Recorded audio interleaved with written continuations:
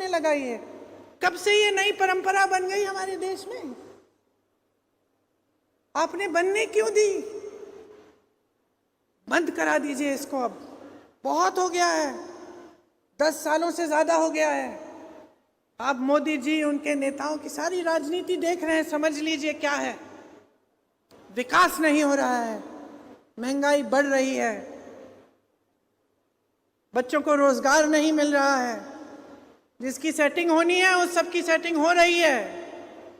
बड़े बड़े उद्योगपतियों को भी देख लिया आपने, आजकल कुछ नहीं छिपता, सोशल मीडिया पे सब कुछ दिख जाता है, कौन क्या कर रहा है, कैसे कर रहा है। और हाँ, एक चीज मोदी जी ने अपने मुंबई के भाषण में कही जिससे मैं सहमत हूं, कि सच्चाई एक दिन निकल आती है। और आज अगर मेरी एक आशा है, एक उम्मीद है कि मेरी देश की ये जनता जो हमेशा जागरूक रही है, मेरी ये बहनें जो रोज संघर्ष कर रही हैं, कोई इनकी सहायता नहीं कर रहा है, मेरे ये किसान भाई जो कड़ी धूप में खून पसीना बहा रहे हैं इस देश के लिए, जिनके बेटे सरहद पे जाकर हमारे देश की सुरक्षा करते हैं, मेरी ये आशा है, ये उम्मीद है कि आप जागेंगे, कि आप इस देश की राजनीति को फिर से बदल डालेंगे, कि आप एक नई सरकार लाएंगे अपने प्रदेश में जो आपके लिए काम करे, जिनकी नीतियां आपके लिए बने, बड़ी बड़े उद्योगपतियों के लिए नहीं, आपके बच्चों के भविष्य को मजबूत बनाने वाली नीतियां बने। ये उम्मीद है मेरी आपसे। आपने देखा होगा कि महाविकास आघाड़ी का जो गठबंधन है, हमारा गठबंधन कुछ गारंटी दे रहा है आपके लिए। हम कह रहे हैं हम कुछ चीजें करके दिखाएंगे। मैं आपसे आग्रह करती हूं कि हमारे मुंह से ये बातें निकल रही हैं, इस पे मत जाइए। आप देखिए कि जहां जहां हमारी सरकारें हैं, जिन प्रदेशों में हमने गारंटी की बात की, क्या उन प्रदेशों में ये गारंटी लागू हो रही है कि नहीं? खुद देखिए, किसी को फोन करिए कर्नाटका में, किसी से पूछिए तेलंगाना में, हिमाचल में किसी से पूछिए कि वाकई ये चीजें कर रहे हैं। आपको पता चलेगा कि जब छत्तीसगढ़ में हमारी सरकार बनी थी, 24 घंटे के अंदर अंदर हमने किसानों के कर्ज माफ करने शुरू किए। आपको पता चलेगा कि जो गारंटी हमने दी थी वो आज भी जहां जहां कांग्रेस की सरकारें वहां पूरी हो रही हैं।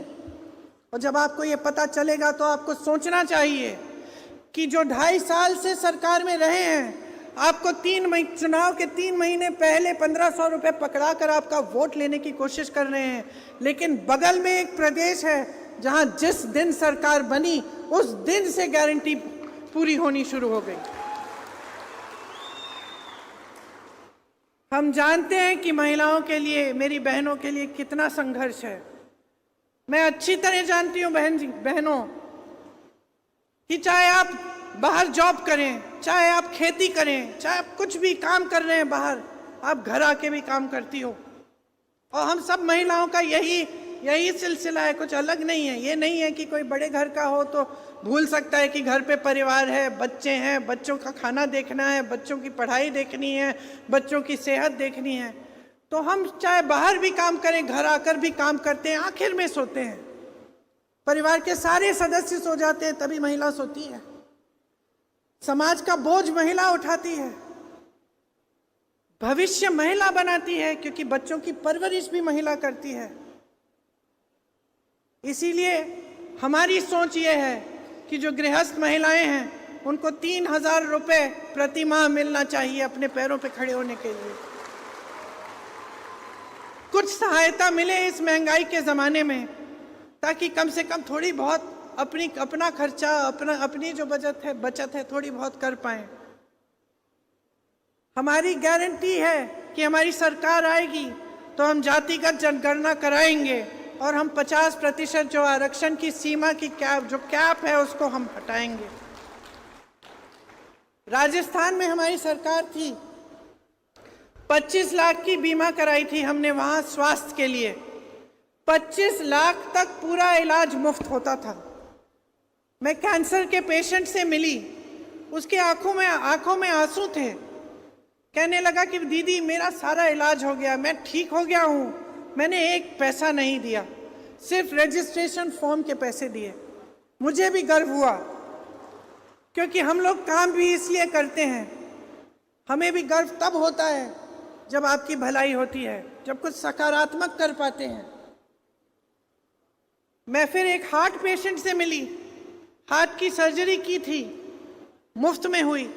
वही स्कीम हम यहाँ लाना चाहते हैं कि 25 लाख तक स्वास्थ्य बीमा आपको मिलेगा, मुफ्त दवा मिलेगी। किसानों को समृद्ध बनाने के लिए 3 लाख रुपए तक का कर्ज हम माफ कराएंगे और नियमित कर्ज चुकाने पर 50,000 रुपए भी आपको प्रोत्साहन दिया जाएगा। युवाओं से हमारा वचन है कि जो 2.5 लाख नौकरियां, रोजगार खाली पड़े हैं, उनको हम जल्दी से जल्दी भरेंगे। ये नहीं होगा कि खाली पद पड़े हैं और बेरोजगार बच्चे हैं और वो पद नहीं दिए जा रहे हैं, बच्चों को रोजगार नहीं दिया जा रहा है। ये नहीं होगा हमारी सरकार में। और एक बेरोजगारी का भत्ता भी हम 4,000 रुपए नौजवानों को देना चाहते हैं। देखिए, चुनाव के समय जैसे मैंने कहा, इधर उधर की बातें बहुत हो सकती हैं। मैंने ये भी कहा कि मेरी उम्मीद है, मेरी आशा है कि आप जाग जाओगे। इसका मतलब क्या है? चुनाव को अपनी समस्याओं के बारे में बनाओ। जिस तरह से महाभारत में श्री अर्जुन ने जब निशाना मारा, उनको सिर्फ मछली की आंख ही दिखी और कुछ दिखा नहीं। आप भी अर्जुन बन जाओ।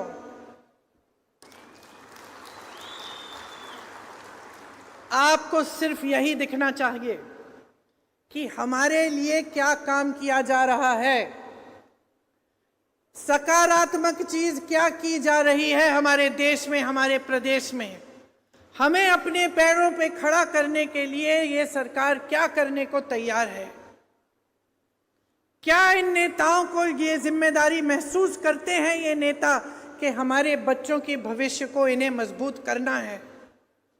क्या अगर इनकी सरकार बनेगी तो हमारी बहनें, महिलाएं और मजबूत बनेंगी? इन्हें सशक्त करने का काम होगा कि नहीं होगा? क्या किसानों के लिए सहूलियत मिलेगी, सहायता मिलेगी? क्या हम सब कमा पाएंगे जब हम मेहनत करेंगे? क्या भ्रष्टाचार थोड़ा कम होगा? आप इन चीजों पर ध्यान रखिए। आप अपना पूरा ध्यान अपने ऊपर रखिए। आप देश की जनता हो, आपने देश बनाया है, ये देश आपका है। सतर्क हो जाओ, जागरूक हो जाओ। चुनाव में भारी से भारी बहुमत से महाविकास आघाड़ी के हर कैंडिडेट को, हर उम्मीदवार को भारी से भारी बहुमत से जिताओ,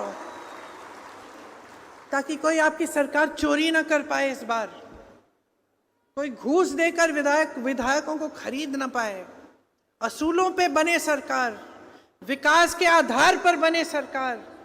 जो सरकार आप चाहते हैं वो सरकार बने। ये आपकी जिम्मेदारी है, हमारी जिम्मेदारी आपके प्रति है कि जो हम इस मंच पर कह के गए हैं उसको हम पूरा करेंगे, कि हम भी ईमानदारी से मेहनत करेंगे आपके लिए दिन रात, कि हम आपको एक ऐसी सरकार देंगे जिस पे आपको गर्व हो, जो आपके महाराष्ट्र को फिर से नई ऊंचाइयों पर पहुंचाए।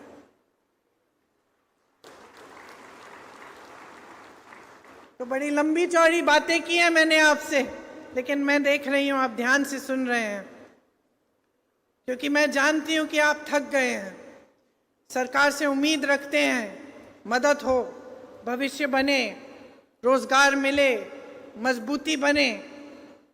तो मैं आपको यहाँ खड़े होकर कहना चाहती हूँ कि हमारा पूरा प्रयास होगा कि हम ऐसी सरकार आपको दें।